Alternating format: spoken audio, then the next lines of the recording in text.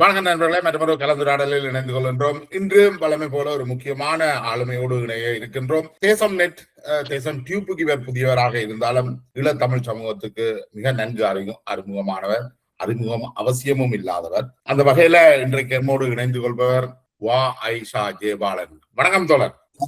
தோழர். இப்ப இந்த விடுதலை போராட்டம் முழுவீச்சா நீங்கள் இந்த விடுதலை போராட்டத்தின் பேச்சுவார்த்தைகள்லையும் நீங்கள் ஈடுபட்டிருக்கிறீர்கள்.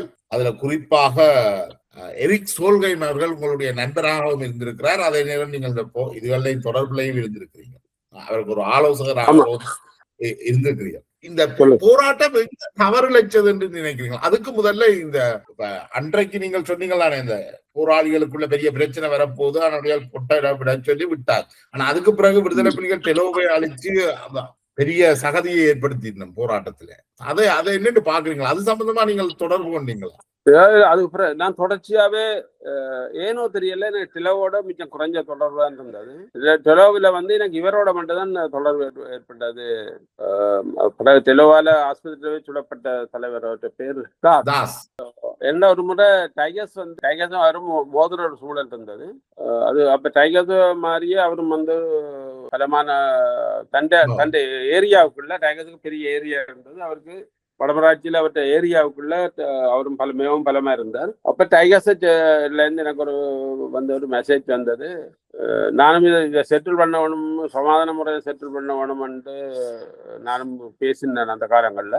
இந்த செட்டில் பண்றதுண்டா என்ன செட்டில் பண்ண முடியுறதுண்டா தாங்கள் ஆதரிக்கவா சொல்லி மெசேஜ் அப்ப நான் இவரு எங்கட மாமனிதர் பட்டம் பெற்ற எழுத்து பத்திரிகையாளர் தோழர் சிவராமும் நானும் சிவராமையும் கூட்டிக் கொண்டு வாகனத்துல, சிவராம் ஏற்பாடு பண்ணது வாகனத்துல தாஸ் இருந்த ஒரு பள்ளிக்கூடத்துல இருந்த ஒரு பாதை நீட்டுக்கு பொடிகாட்ஸ் பள்ளிக்கூடத்துல இருந்து அவர் காய்ச்சினாங்க. இதை நீங்கள் செட்டில் பண்ணுங்க, எல்லாரும் அழிய போறீங்க, எல்லா இயக்கங்களையும் அழிகிற ஒரு சூழல், இந்த பிழையினத்தை பயன்படுத்தி ராணுவம் ஒரு சூழல் இருக்கு, நீங்கள் இதை செட்டில் பண்ணுங்க கேட்டுனாங்க. அப்ப அவர் சொன்னாரு, ஜெயபாலன் அண்ணன் நீ சொல்ற நான் செட்டில் பண்றேன், இவங்க ஒரு நாளைக்கு உங்களை அழிப்பாங்க என்றாலும் நீ சொல்றபடியா நான் செட்டில் பண்றேன்னு அவை இந்த துவக்கத்தினர் இருக்கு, அவையிட்ட என்னுடைய ஆயுதங்கள் இத்தனை இருக்கு, அதை எக்ஸ்சேஞ்ச் பண்ணிட்டு செட்டில் முதலில்லாம் போவோம்னு சொல்லி அதை நான் சொல்லி அப்படியே அந்த மோதல் தவிர்க்கப்பட்டது. மோதல் தவிர்க்க நான் என்னால் எந்த வரைக்கும் இயக்க முதல்ல தவிர்க்க முனைஞ்சிருக்கேன். நான் என்னண்டா ஒரு இயக்கமா அமைப்பா நான் நான் ஒரு அட்வைசர் கெப்பாசிட்டியில தான் நான் அதுக்கான தேவைகள், அதுக்கான கல்வியோடும் அதுக்கான தேடலோடும் தான் நான் இப்போ ஒரு ஐக்கிய இயக்கங்களை தான் நான் கனவு இருக்கேன். அது சாத்தியம் இல்லாம போன பிறகு குறிப்பா கடைசி கட்ட போராட்டங்கள் இல்லை கூட எனக்கு டைகர்ஸ் ஒரு சமாதான வழிக்கு அல்லது மக்களுடைய பிரச்சனைகளை உணர்ற வழிக்கு அல்லது போராட்டத்துல வெற்றி பெறுற ஒரு வழிக்கு கொண்டு போகணும் என்ற ஒரு கருத்து எனக்கு இருந்தது. நான் அவை சொல்லி இந்த வரி விதிப்பேடுதல் பற்றி நான் கடுமையாகவே இருக்கிறேன். நீங்கள் வண்டிலையும் வண்டி கொடுத்துட்டு வரியாச்சில்ல வண்டி சக்கரங்களை வரியா எடுத்துட்டீங்கன்னா எப்படி விவசாயிகள் அதை வச்சு பிழைக்கிறது? நீங்கள் பிழைக்க வச்சு வருமானத்துல வரி விதிக்கணும் எல்லாம் அவர்கள் அந்த கருத்துக்களை எல்லாம் அவர்கள் ஏற்றுக்கொண்டிருக்கிறார்கள். பல்வேறு கருத்துக்களை அவர்கள் ஏற்றுக்கொள்ளவில்லை. முஸ்லிம் மக்கள் தொடர்பா என்னுடைய கருத்துக்கள்ல அவர்கள் ஆரம்பங்கள் ஏற்றுக்கொள்ளாவிட்டாலும் கூட அவர்கள் எனக்கு அந்த என்னுடைய பேச்சுரிமையில எந்த இயக்கமும் அதிகம் தலையிட்டதில்லை.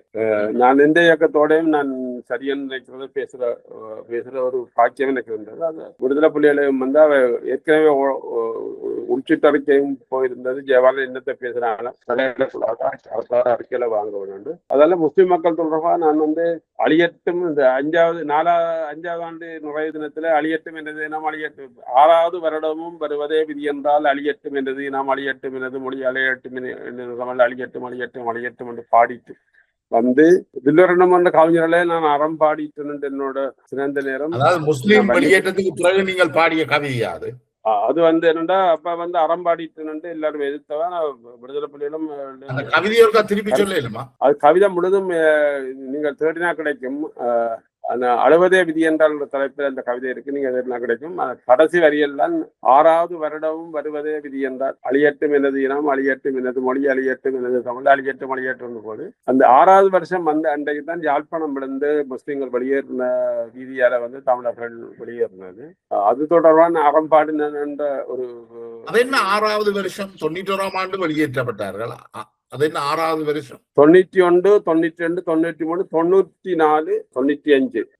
95 தான் இந்த கவிதை நான் வாழ்த்துதான் நினைக்கிறேன். 94 அந்த ஞாபக மறதிக்கு அது சின்னல்ல இருந்திருக்கிறது, இப்ப எனக்கு கொஞ்சம் கூட இருக்கு. அப்ப வந்து நான் அறம்பாடினாண்ட குற்றச்சாட்டு திரும்ப இருந்தது. அப்பதான் எனக்கு இந்த சுற்றறிக்கை பற்றி நான் சொல்லப்பட்டது. நீங்கள் அப்ப கொஞ்சம் எதிர்ப்பு இருந்தா அப்ப நீங்கள் போல நீங்க உங்களோட கருத்தை ஒப்பனா கலைக்கலாம். அது உண்மையிலேயே விடுதலை போராட்டம் இலங்கையின் வடக்கு கிழக்கு பகுதிகளில் ஒரு பல்வேறு அமைப்புகளோடையும் சம்பந்தப்பட்ட ஒருவர் இன்றைக்கும் சூடு வாங்காம உயிரோட இருக்கிறார் என்றதே பெரிய சாதனை. அதாவது தன்னுடைய கருத்துக்களை மிக வெளிப்படையாக இருக்கிற ஒருவர், அதுவே பெரிய சாதனை. எனக்கு எதிராக கொலை முயற்சியில் நடந்திருக்கு, ஆனா எல்லா கொலை முயற்சியும் காப்பாற்றப்பட்டது. இந்த யுத்தத்தின் இந்த பேச்சுவார்த்தைகள்லையும் நீங்கள் ஓரளவுக்கு நெருக்கமாக பணியாற்றி இருக்கிறீர்கள். விடுதலை புலிகள் வந்து எங்க தவறு விட்டார்கள் என்று நீங்க நினைக்கிறீங்க? இந்த போராட்டம் எதுவுமே கிடைக்காமல் கிராம சபை விடுதலை இல்ல நான் ஒரு விஷயத்த நான் முதல் முறையா நான் பத்திரிகை சொல்றேன். விடுதலை புலிகள் வந்து உண்மையா வந்து புலம்பெயர்ந்த தமிழர்கள் இன்றைக்கு புலம்பெயர்ந்த தமிழர் இருக்கிறதுக்கு விடுதலை புலிகள் தான் காரணம். ஏனென்றா விடுதலை புலிகள் வந்து சமாதான ஒரு பேச்சுவார்த்தைகள், ஒரு சமாதான தீர்வு தொடர்பான முயற்சியில எப்பவும் பின்பற்று கொண்டு வந்ததே வந்து ஒரு 3 லட்சம் 4 லட்சம் பேர் வந்து அகதி அந்தஸ்து கிடைக்காம இருந்தது.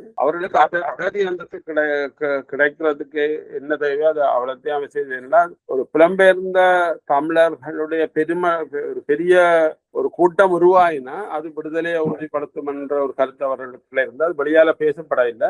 அதனாலதான் அவர்கள் வந்து கணக்க சமாதானங்கள் கைகூடக்கூடிய நேரங்களிலும் வந்து அதை வந்து தவிர்த்து இவர்கள் அகதி அந்தஸ்து கிடைத்த பிறகு இவர்களுடைய உதவியோட போராடலாம், இல்லாட்டிலும் கூட அவர்கள் வந்து போராட்டத்தை முன்னெடுத்து செல்வார்கள் என்ற கருத்து அவர்களுக்குள்ள இருந்து அதை நான் அதோட நான் முயற்சித்திருக்கிறேன். கிடைக்கிற சந்தோஷத்தை விட்டுட்டு பிறகு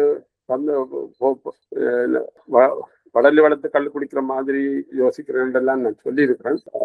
அவர்களோட இதுக்கு இது ஒரு காரணம். அவர் புலம்பெயர்ந்த தமிழர்கள் மீது அதீத நம்பிக்கை வச்சு அவர்களுக்கு வளர்த்து விட்டா விடுதலையை அவர்கள் காப்பாற்றுவார்கள் என்ற கருத்து அவர்களுக்கு இருந்ததால தான் புலம்பெயர்ந்த தமிழர்கள் வந்து நிறைய உதவி செய்திருக்கிறார்கள். நிறைய அவர்களால் ஆயுதங்கள் கப்பல்லாம் வேண்டி இருக்கிறார்கள். அதே நேரத்தில் புலம்பெயர்ந்த தமிழர்கள் இருந்து வந்த அழுத்தங்களும் வந்து விடுதலை போராட்டத்தை பாதிச்சிருக்கின்றன. அவர்கள் வந்து எங்களுக்கு கொழும்புல இருக்கலாம் என்று சொல்லினோம், இந்தியாவில் இருக்கலாம் என்று சொல்லினோம் அன்று அழுத்தம் கொடுத்ததால அனாவசியமா கொழும்புல வந்து வடகிழக்கு மாநிலத்தில் நடந்த போராட்டங்கள்லாம் எங்களோட விடுதலை பங்களிப்பு செய்திருக்கு. கொழும்புல இந்தியாவில் நடந்த போராட்டங்கள் எங்க விடுதலை தாக்குதல்கள் வந்து எங்களோட விடுதலை பங்களிப்பு செய்யல. அதே நேரத்துல கொழும்பு தொலை தூரங்கள்ல நடக்கிற போராட்டங்களுக்கு சாதாரண போராளிகளை அனுப்பி செய்யலாது. அப்ப இருக்கிற திறமையானவர்களை தான் அனுப்பணும். அப்படி கன பேர் இந்த இதுல வந்துட்டோம். இந்தியன் ஆர்மி டைம்லயும் வந்து அவர்களும் வந்து தெரிவு செய்து கொண்டது வந்து அவர் முக்கிய குறிவைத்து கொண்டது வந்து திறமையான போராளிகளையும் தலைமைத்துவம் உள்ள போராளிகளையும் தான். இந்தியா இராணுவத்தோட மோதல்லையே வந்து தோல்விக்கு ஒரு காரணம் வந்து இந்திய இராணுவத்தோட மோதல் தான். பிறகு அந்த தருணத்துல பிரேமதாசாவுடைய உறுதிமொழி கொண்ட பிரேமதாசா ஏமாத்தின வந்து ஒரு காரணம். இந்திய ராணுவத்துக்கும் இந்தியாவோட ஒரு பேச்சுவார்த்தையை நடத்துற தொடர்பா பாலகுமாரன் முன்னணியில வேலை செய்த நானும் வேலை செய்தேன். அது வந்து வெற்றி பெறல. என்னண்டா அந்த தருணத்துல வந்து சமாதானம் வந்திருந்தா இன்றைக்கு புலம்பெயர்ந்த தமிழர்கள் பெரிய குறிப்பிடத்தக்க யாரும் இருந்திருக்க மாட்டோம். புலம்பெயர்ந்த தமிழர்கள் வந்து ஒரு பெரிய சக்தியா ஈழத்தமிழர்களை காப்பாற்றுவார்கள் என்ற அவரோட கருத்து வந்து அதுவும் ஒரு காரணம். மற்றது பிரேமதாசாவோட வாக்குறுதி. இந்தியன் ஆர்மியோட மோதி இந்தியன் ஆர்மியை வெளியேற்றினா ஒரு பிரிஞ்சு சொல்ற உரிமையோட ஒரு சமஸ்திய வந்து ரகசியமா வாக்கு அளித்திருக்கிறார்கள். பிறகு ராஜபக்ச தரப்பில இருந்தும் அந்த மாதிரியான வாக்குறுதிகள் இந்த தேர்தலுக்கு முதல் தேர்தலை பகிஷ்கரிக்காட்டி ராஜபக்ச வந்திருக்க மாட்டாரு. தேர்தலை பகிஷ்கரிக்கும்படி கேட்கலாம். அந்த மாதிரியான போய் பசில் ஆக்கள் வன்னி போய் கேட்கலாம். அந்த மாதிரியான வாக்குறுதிகளை பாசிட்டிவான வாக்குறுதிகளை கொடுத்திருக்கிறார். ரெண்டு தரம் வந்து அவர் தங்கள துப்பாக்கியைத்தான் அவர் கூட நம்பினது. அப்படி இருந்தும் 2 தரம் வந்து இந்த அரசியல் வாக்குறுதிகள் கொடுத்து சிங்கள தலைவர்கள் அவர்களையும் மாற்றிருக்கிறார்கள். அதையும் நான் வரலாறு இன்னும் எவ்வளவு காலம் இருப்பேன் நான் வரலாற்றை நான் பதிவு செய்ய விரும்புகிறேன். பிரேமதாச செய்த ஒரு பெரிய துரோகம் தான் நான் கருதுகிறேன். 2வது ஆளாவதுதான் விடுதலை புலிகள் தோல்வி காரணமே இந்திய ராணுவத்தோட மோதேக்குள்ள முக்கியமான தலைவர்களை கொண்டு ஏர்போர்ட்ல சூசைட் பண்ணவர். அவர்களுக்கும் மாத்தையாதான் இந்த டைனட் குப்பியில ரகசியமா கொண்டே கொடுத்தது. மத்திய தொடர்பான இன்னைக்கு வந்த குற்றச்சாட்டுகளுக்கு அது ஒரு காரணம் தான் நினைக்கிறேன். போட்டி காரணமாக கொல்லப்பட்டார். மத்தியாவுக்கு வந்து இந்தியாவோட இணங்கி ஒரு தீர்வை கொண்டு வேணுமென்ற கருத்து இருந்ததுதான் நான் கருதுறேன். என்னுடைய அறிவுக்கு ஏற்பட்ட தவறா இருக்கலாம். என்னுடைய அறிவுக்கு ஏற்பட்ட அப்படி ஒரு கருத்து இருந்ததுதான் நினைக்கிறேன். அந்த கருத்து வந்து கிட்டு மத்தியாவுக்கும் உள்ள பிணக்கிலேயும் அந்த கருத்து ஒரு காரணமா இருக்கதான் நினைக்கிறேன். ஆனா எனக்கு விடுதலை புலிகளுடைய அணுகுமுறை மற்ற இயக்கங்கள் பற்றிய அணுகுமுறைகளை தவிர விடுதலை போராட்டம் தொடர்பான அணுகுமுறைகளில் வந்து மற்ற இயக்கங்கள் பின்தள்ளப்பட்ட பிறகு விடுதலை போராட்ட அணுகுமுறைகளில் வந்து அவரிடம் தோற்று போயிட்டா ஒரு ஒன்றுமில்லாம போயிடுமென்ற ஒரு கருத்து எனக்கு இருந்தது. அதனால வந்து நானும் போராட்டம் வந்து ஒரு தோல்வியில முடிஞ்சிடக்கூடாது என்ற கருத்தோட தான் நான் வேலை செய்தேன். நான் இந்த உயிரப்பணையும் வச்சுதான் வேலை செய்தேன். அது இதில் விமர்சிக்க நான் தவறே இல்லை. எல்லா இதுலையும் வந்து நான் உங்களுக்கு கவிஞர் கருணாகரன் தெரியும். கருணாகரனுடைய புத்தக வெளியீட்டு வந்து கிளிநொச்சி பாடசாலை நடந்தது விடுதலை புலிகளுடைய காலத்துல. அந்த புத்தக கண்காட்சியில நான் வந்து புத்தகத்தை பற்றி பேசினதை விட மிகவும் மோசமா கடுமையான வார்த்தைகளால நான் கஷ்டம் விமர்சிச்சு பேசினேன். நான் இறங்க திருநாக்கர சோடின்னு சொல்லிட்டு நீ பேசிட்டு போயிரு எங்களுக்கு இங்க ஒழுங்குவான நாட்கள் எல்லோ அவங்க எழுதுவாங்க. பயப்பட நான் பயப்பட இல்லை. சுட்டா சொல்லிட்டு வந்தா நான் பேசினேன். பாலகுமார் வந்து கேட்டது நீ பேசினது உண்மையண்டா பேசத்தான் மாணும்னு சொல்லிட்டு வராங்க. அப்படி நான் பேசினதுக்கு அடிப்படை காரணம் வந்து புலம்பெயர்ந்த தமிழர்கள் அகதியன்றது கிடைக்க வேணும்ன்றது வந்து அளவுக்கு மிஞ்சி வலியுறுத்தி சமாதான வாய்ப்புகளை பின்பற்றுறது கஷ்டம் தான் முக்கிய பங்களிச்சது. இப்போ எனக்கு கடைசியா எனக்கு எழுதின ஒரு விரும்பி வந்து ஊட எல்லா அறிக்கைகளையும் தலைவர் வாசிக்கிறார். ஆனா கஷ்டம் சொல்றத அவர் கேட்க நிர்பந்திக்கப்படுகிறார் என்று கடைசி புலம்பெயர்ந்த தமிழர்கள் இதை உணர வேணும். இன்றைக்கு அவர்கள் வந்து டைகஸ ஆதரிக்கவே இருந்தான ஆதரிக்காதவே இருந்தான அகதியந்தஸ்து பெறுகிறதுக்கான சூழலை உருவாக்குறதுக்காக ஒரு போராட்டத்தையே பணயம் வச்சிருக்கிறார். 2 புலம்பெயர்ந்த தமிழர்கள் வந்து தமிழ் மக்களுடைய விடுதலைக்கு பங்களிப்பார் என்ற நம்பிக்கை விடுதலை புலிகளுக்கு இருந்தது. அதை வந்து நான் புலம்பெயர்ந்த தமிழர்கள் சொல்ல இருக்கிறேன். புலம்பெயர்ந்த தமிழர்களை அகதியந்து கிடைக்கணும்ன்றதாலே விடுதலை வாய்ப்புகளை வந்து புலிகள் இழந்திருக்கிறார்கள் பல இடங்களில் என்பது நான் உங்களை டைடு செய்யக்கூடாதுன்றதால நான் சில கேள்விகள் கேட்கல. நான் வந்து ஒரு விவாதத்தை நடத்த இல்லை. நான் கொஞ்சம் இடத்துக்கு பார்த்துருக்க கூட நான் பரவலாக இடங்களை பார்க்காம இருந்திருக்க கூட நான் பார்த்த விஷயங்களை மட்டும் நான் பார்த்தேன். நான் உணர்ந்த நான் சண்டை பிடித்த விஷயங்களை மட்டும் சொல்றேன். இது என்னுடையது வந்து ஆய்வுக்கு அப்பாற்பட்டது இல்லை. இது வந்து ஆய்வுக்கு உட்பட்டதான். நான் பார்க்காத எனக்கு இருக்கிற சந்தம் முதலாவது வந்து நீங்கள் இந்த புலம்பெயர்ந்த தமிழர்கள் அங்கே ஒரு ஆயுத போராட்டம் தொடரணும் என்று விரும்பினார்கள் என்றது உண்மை. ஆனால் இந்த புலம்பெயர்ந்த தமிழர்கள் அவர்களுக்கு மதிவிட உரிமை கிடைக்கும்ன்றதுக்காக விடுதலை புலிகள் அதனை செய்தார்கள் என்றது ஒரு கன்ஸ்பிரசி மாதிரி இருக்குது. கான்ஸ்பிரசி இல்ல.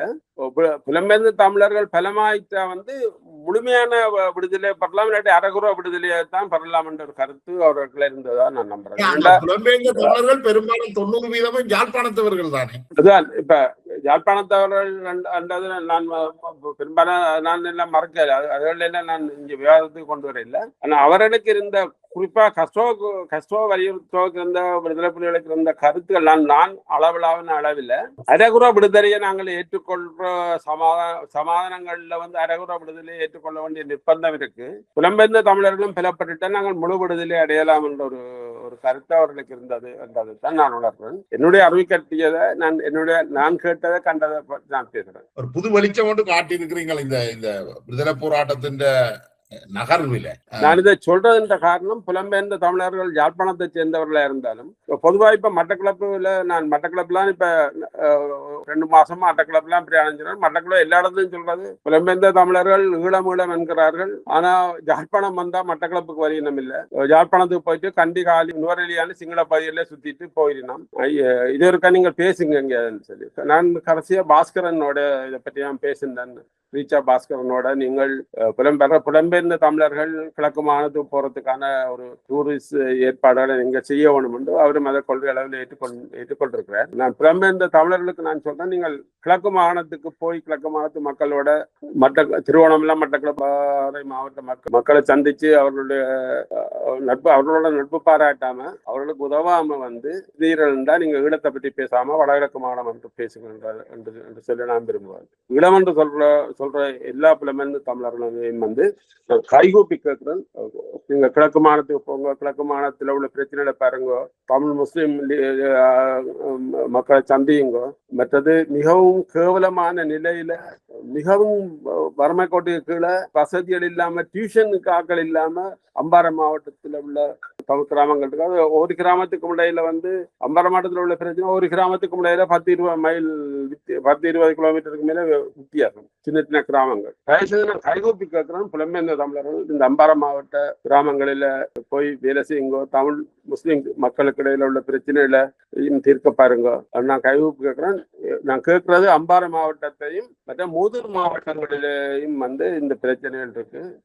குறிப்பா இந்த மாவட்டங்களுக்கு போங்கோ, திருவோணமலை மட்டக்களப்பு கல்முனை போன்ற இடங்களுக்கு போகாம நீங்கள் ஈழத்தை பற்றி பேசுறது அது போலியானது. நான் மிகவும் தாழ்மையா நான் கேட்டுக்கொள்றேன். கிழக்கு மாகாணத்தை நீங்கள் இப்போது நீண்ட காலமாக அம்பாறையில தான் இருக்கிறீங்களா நினைக்கிறேன். கிழக்கு மாகாணம். ஆமா. இப்ப நீங்கள் சொன்ன இன்னொரு விஷயம் 87ஆம் ஆண்டு இலங்கை இந்திய ஒப்பந்தத்துக்கு பிறகு விடுதலை புலிகள் இலங்கை ராணுவத்துக்கு எதிராக ஆயுதம் தூக்கினதை இன்னொரு தவறாக சுட்டி காட்டி இருந்தீர்கள். தவறா நான் சுட்டி காட்டி தவறான்னு சொல்லல. அப்படியே சம்பவம் நடந்தது.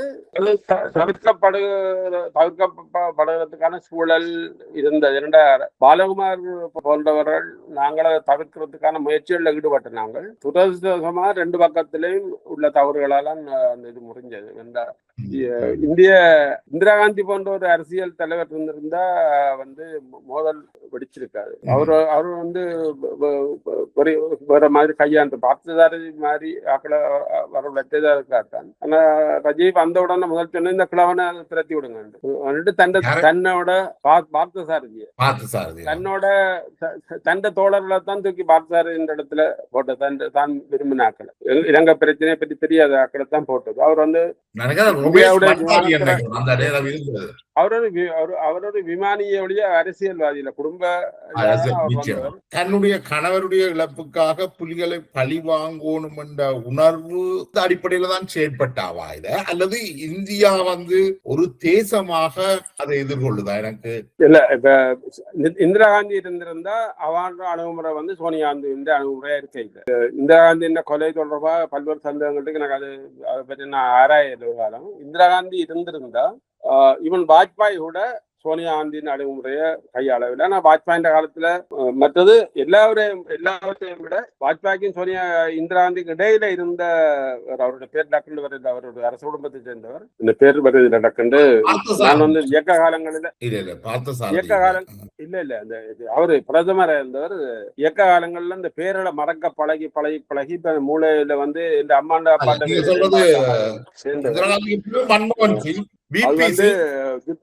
யுத்தம் முடிஞ்ச பிறகு யுத்தம் முடியறதுக்கு முந்தி இருந்தவர் விபி சிங் மிகவும் சிறப்பான ஒரு பிரதமரா இருந்தவர். இந்திரா காந்தியின் காலத்துல விபி சிங் காலத்துல வாஜ்பாயின் காலத்துல நேரத்துல யுத்தம் நடந்திருந்தா இந்தியாவுடைய நிலப்பாடு வேறையா இருந்திருக்கு. இந்தியா வந்து இவ்வளவு மோசமா நடந்திருக்காது. இவன் ராஜீவ்காந்தின் பிரச்சனை இருந்தாலும் கூட இது வந்து இந்திய அரசியல தன்னை குடும்ப அரசியலா ராஜீவ்காந்தின் கொலையை வந்து நான் அப்பவே எதிர்த்திருக்கிறேன், உடனே எதிர்த்து அடைக்க விட்டுருக்கிறேன். அது இந்திய மண்ணில் நடந்த கொலையை, ஒரு இனக்கொலைய தூண்டினது வந்து பிரபாரன் அழிகிற வரைக்கும் இந்த இனக்கொலை தொடரட்டும் என்ற நிலப்பாடு எடுத்திருக்க மாட்டேன். மற்ற பிரபாரன் அழிகிற வரைக்கும் இந்த இனக்கொலை தொடரட்டும் என்ற நிலப்பாட்டை சோனியா காந்தி தான் எடுத்தவா. அது வந்து ஒரு முசோலினி நிலப்பாடு தான், அது ஒரு ஃபேசிஸ்ட் நிலப்பாடு தான். அதை நான் கடுமையா நான் கண்டிப்பேன். அந்த நிலப்பாட்டை வந்து இந்திரா காந்தியோ பிபி சிங்கோ ஈவன்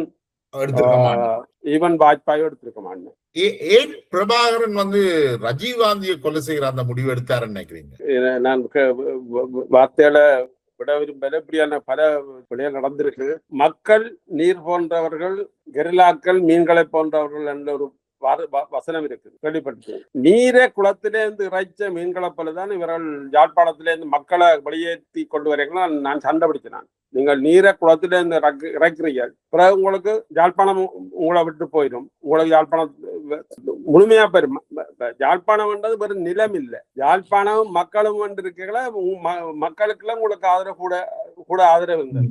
இப்ப யாழ்ப்பாணம் வந்து மக்களுடைய யாழ்ப்பாணம் வந்து உங்களோட நின்று இருக்கு. வன்னியில இருந்து எப்ப நீங்கள் இந்த நீரை வெளியேற்றினீங்களோ, வன்னியில இருந்து எப்ப மக்கள் வெளியிடணும், அன்றைக்கே உங்களுக்கு காடுகள் கூட கையில எல்லாம் போயிட்டது. எதிரிகளுடைய சிங்கள ராணுவத்துடைய கைக்கு போயிட்டு காடுகள். இதை நான் அப்பவே இதே கருத்தை சொல்லி, மக்கள் தான் நீர், மக்கள் இருந்தா மட்டும்தான் நீங்க மீனா காடுகளே சரி, நகரங்கள்லயோ சரி, கிராமங்கள்லயோ சரி நீங்க நடமாடலாம். மக்களை வெளியேற்றுறது அன்றைக்கே இந்த தோல்வி நிச்சயமாயிட்டு. கடைசி நேரத்துல இந்த வன்னியிலேருந்து மக்களை வெளியேற்றுறது அன்றதான் இந்த பேரழிவுக்கு அதுதான் காரணம். அதான காடுகளை திரும்பி போற ஒரு முடிவு எடுக்க முடியாம போனது அதுதான் காரணம், முக்கிய காரணம்.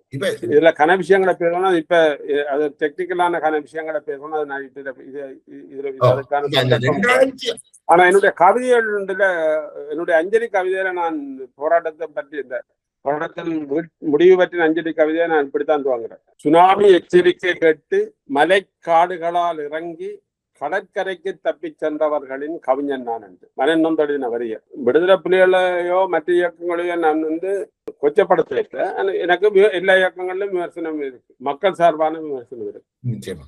நீண்ட ஒரு தந்த உங்களுக்கு நன்றி தோழர் ஜெயபாலன். நாங்கள் மீண்டும் இன்னொரு உரையாடல்ல இணைந்து கொள்ற வரைக்கும் விடைபெறுவோம். நன்றி.